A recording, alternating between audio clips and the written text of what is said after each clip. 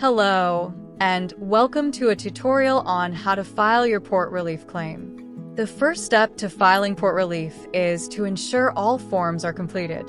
Each port relief claim must include both your W-4 form and port relief timesheet. On the W-4, please be sure to complete the top section as usual with your full Social Security number, then select your tax elections and sign and date the bottom. The timesheet must be fully complete with all of your information and the ship information. All signature lines are required with the exception of the PAF signature if you are not requesting a voluntary deduction on this claim. Also on the timesheet, please be sure both the peer and port are completed, as well as ensuring that all hours listed are in only the columns necessary with totals below, and explanation is provided for all unlicensed work or anything that is additional, such as a hot meal, due to the galley being closed.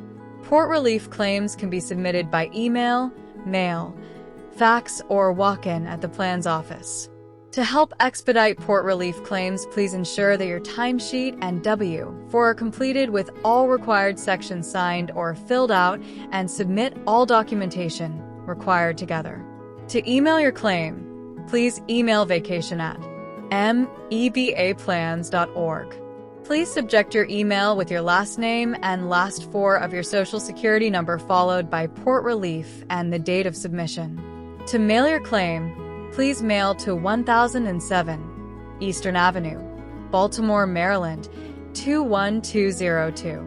To fax your claim, please fax to 443-923-1293. Claims will be processed in the order received. If you have questions regarding a port relief submission or past claim, please contact the Vacation Department by emailing vacation@mebaplans.org or by phone at 800-811-6322.